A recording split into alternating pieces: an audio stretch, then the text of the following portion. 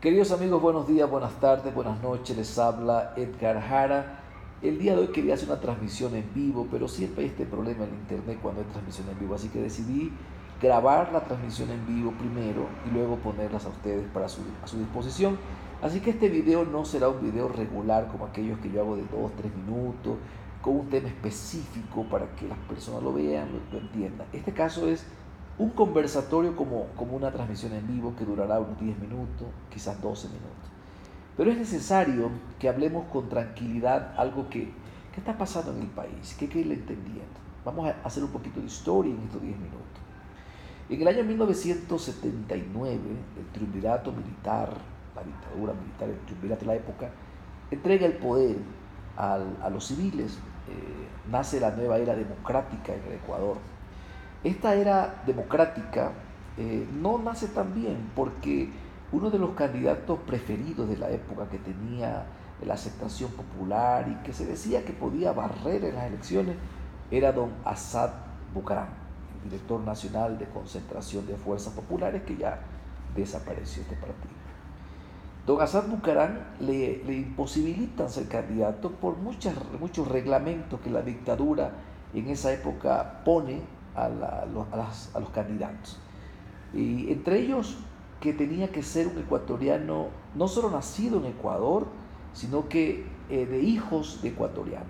Los padres de don Assad eran libaneses, así que lo bloquean al hombre y la dictadura militar y los políticos de la época que dominaban, como siempre hay mafia política, lograron que don Assad no sea el candidato.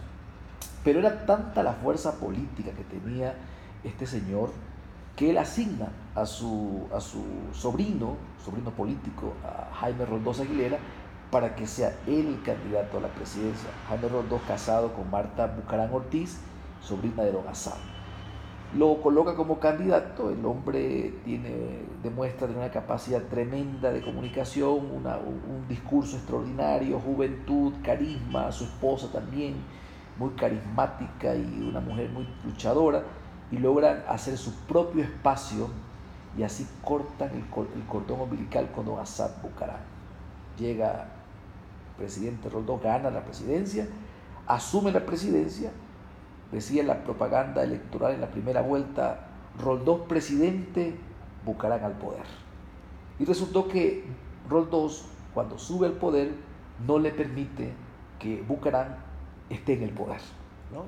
Bucaram llega a la Asamblea Nacional o Congreso, lo preside, gana la presidencia del Congreso, y nace durante algún tiempo, en esa época, un grupo de líderes, entre comillas, políticos, que el presidente Roldós los llamó los patriarcas de la componenda.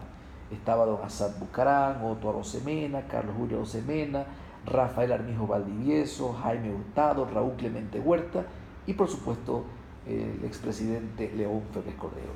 Ellos eran asambleístas, parlamentarios, diputados de la época y eran los jefes de los bloques. Ellos dominaban el Congreso.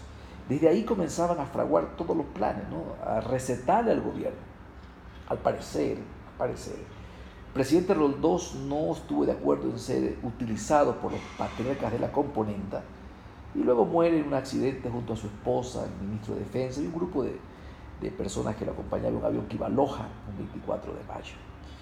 Muere el presidente Roldós en este accidente y una muerte rara, aún sigue siendo rara. Yo no tengo clara la película de qué tan accidente fue o qué tan provocado fue, pero lo importante el caso es que muere el presidente Roldós y nace un grupo de parlamentarios con más fuerza para dominar a los gobiernos que siguen a continuación. De 1979 al 2006 son 27 años. Nace la era partidocrática. José Maranini, un italiano politólogo en la Segunda Guerra Mundial, él calificó la desvirtuación de la democracia en el Parlamento italiano como partidocracia, así lo llamó él. Y luego en Ecuador, que somos expertos en copiar lo malo, nace la partidocracia ecuatoriana de 1979 al 2006, la vieja partidocracia que la conocemos hoy. Estos señores dominan a los gobiernos, y recetan y dicen lo que tienen que hacer y lo que no tienen que hacer. Hasta el año 1986, si no me equivoco, cuando el señor León Febres Cordero gana la presidencia del Ecuador, asume el control del país y de 1986 al 2006, 20 años, domina el país, se convierte o se autoproclama, entre comillas, el dueño del país. Y desde su casa, primero en Urdecia Central, luego en el Cortijo, dominaba todo esto. Todo el mapa político lo manejaba. Sacaba presidente, ponía presidente, asignaba ministro, votaba ministro, ponía embajadores, creaba leyes, simplemente siendo un expresidente desde su casa. ¿Por qué Febres Cordero tenía ese poder? Porque tenía el dominio en el Parlamento, en la Asamblea Nacional. Los presidentes iban a su casa a rendir cuenta, y aquellos que están vivos en estos momentos saben que lo que estoy diciendo es verdad. Iban a rendirle cuentas a Febres Cordero y él decidía cuándo sacaba y cuánto ponía, quién era gobernador en quién no era gobernador. En fin, esta autoproclamación de dueño del país tuvo su costo.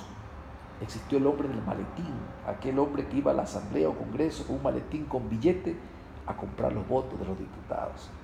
Aquellos que no eran, entre comillas, de un partido político, sino que eran independientes, eso es fácil para poder bailar, independientes, recibían el famoso maletín del gobierno, o en este caso de los gobiernos que manejaba Febres Cordero, que fueron varios. Y así hubo una corrupción altamente elevada durante estos últimos 20 años y 7 primeros y los 20 que dominó Febres Cordero. 27 años de partidocracia, donde nacieron nuevos ricos, hijos de aquellos que fueron ministros antes y se hicieron ricos después. La vieja partidocracia dominaba el país, podrido en corrupción. Pero en esa época había un petróleo que estaba de 9, 10, 12, 14, 18, 19, lo máximo llegó a $35. No había lo que hay en boom de ahora.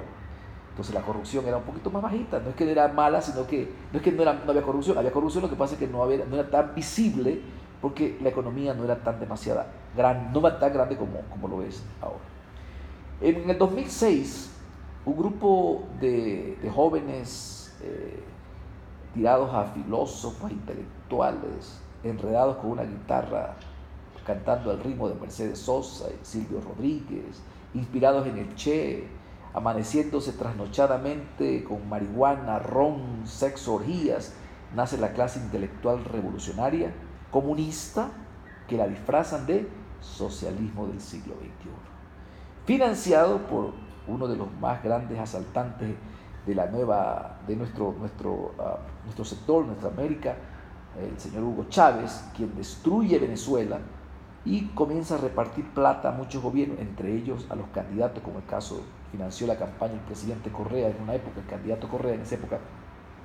Y también estos grupos de jóvenes revolucionarios comunistas disfrazados de socialismo del siglo XXI también reciben la ayuda económica de grupos, diferentes tipos de grupos, como por ejemplo grupos empresariales, nada creativos, que están acostumbrados a financiar campañas electorales para luego hacer negociados y así crear sus bancos con sus empresas distribuidoras de licores, ensambladoras de carros, familias no creativas que solo viven de financiar campañas políticas y luego de contratos que ya por cierto parece que se está descubriendo algo al respecto.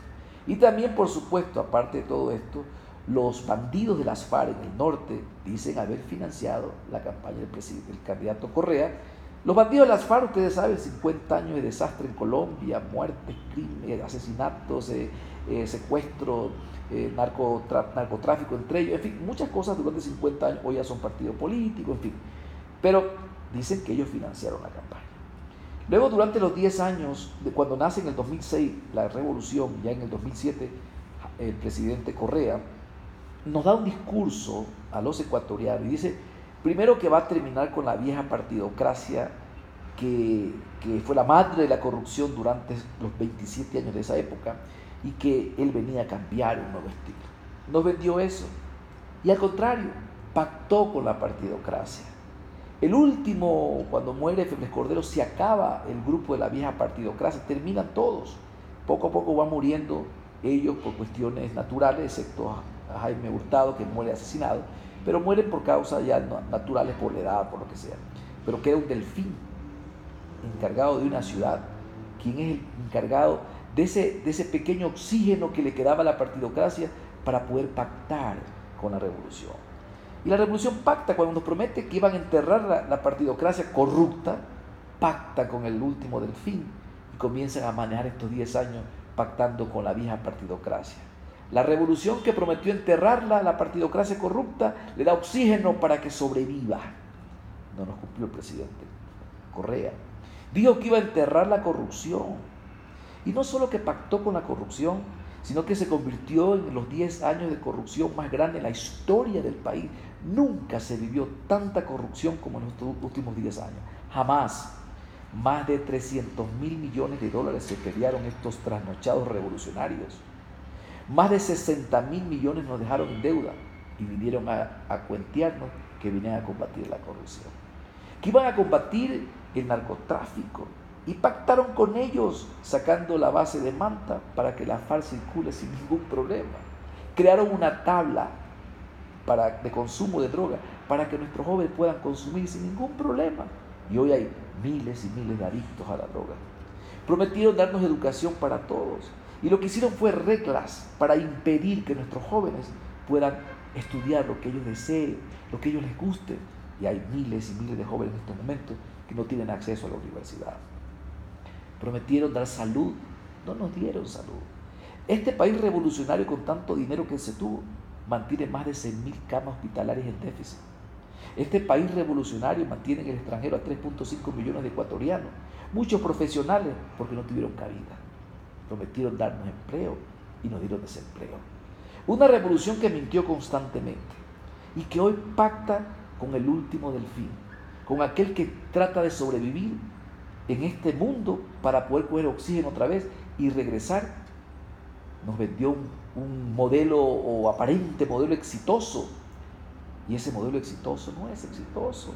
Es la mentira exitosa. Es la mentira exitosa. Ya vendrá el momento de explicar con mayor detalle por qué es una mentira exitosa. Por qué los números no cuadran y por qué este delfín es el socio del corrupto más grande de la historia, el presidente Rafael Correa. El jefe de la banda de corruptos revolucionarios que hundió este país. Con todo este antecedente, es importante que entendamos, ecuatorianos, que tenemos que pedir un cambio de verdad. No pensemos que con el presidente Moreno los cambios se están dando, porque el presidente Moreno está pactando con el delfín de la vieja partidocracia que queda cogiendo oxígeno para sobrevivir, y tengan la certeza que entre esos arreglos está peleándose ya para que el presidente Moreno asigne a un heredero del delfín, amigo del delfín, socio del delfín, como vicepresidente de la República. Y así que acogerán fuerza para regresar o pretender regresar al poder. Pero no podemos permitir que esa vieja partidocracia de 27 años podrida, en su gran mayoría corruptos, hubieron excepciones, pero en su gran mayoría corruptos, que fueron los que parieron el sistema revolucionario, porque la revolución nace inspirada en los años de corrupción de la partidocracia. No podemos permitir que ellos regresen. Y peor que se queden estos revolucionarios asaltantes, delincuentes comunes, que se encargaron de desbaratar el país. Hay que cambiarlo de verdad. Y para eso hay que crear una conciencia entre los ecuatorianos. Enseñarles de verdad lo que pasó en el país, lo que está pasando en el país y lo que podría pasar si estos delincuentes se quedan. Por eso tengo 2 años y medio trabajando, dando un discurso diferente, contándole la historia al ecuatoriano con la verdad, lo que pasó, sin modelos raros, ni con poses, ni con telepronto leyendo. Yo hablo natural, improviso en base al conocimiento que tengo. Y les digo, ecuatorianos, es hora de que el país cambie de verdad, de verdad. Enterremos a aquellos que parieron la revolución y enterremos a la revolución. Y aquellos políticos que dicen ser parte de la oposición, pero que pactan con este gobierno por una troncha, por un poder. Aquí hay un desbarajuste, como decía mi mamá, total en la política ecuatoriana. Tenemos que enderezarlo. Comencemos aprendiendo de la historia y comencemos a no tropezar con la misma piedra. Es hora de una generación diferente, preparada, capaz, que no huela pasado y que no sea un presente y que logre cambiar de verdad un país diferente, que consigamos un Ecuador de verdad, para todos. Esto ha sido un conversatorio, no un típico tema. Espero que aquellos que vieron todo el video lo reproduzcan con sus amigos y puedan muchas personas llegar a conocer lo que he compartido con ustedes. Un abrazo cordial, queridos amigos, hasta la próxima oportunidad. Muchas gracias.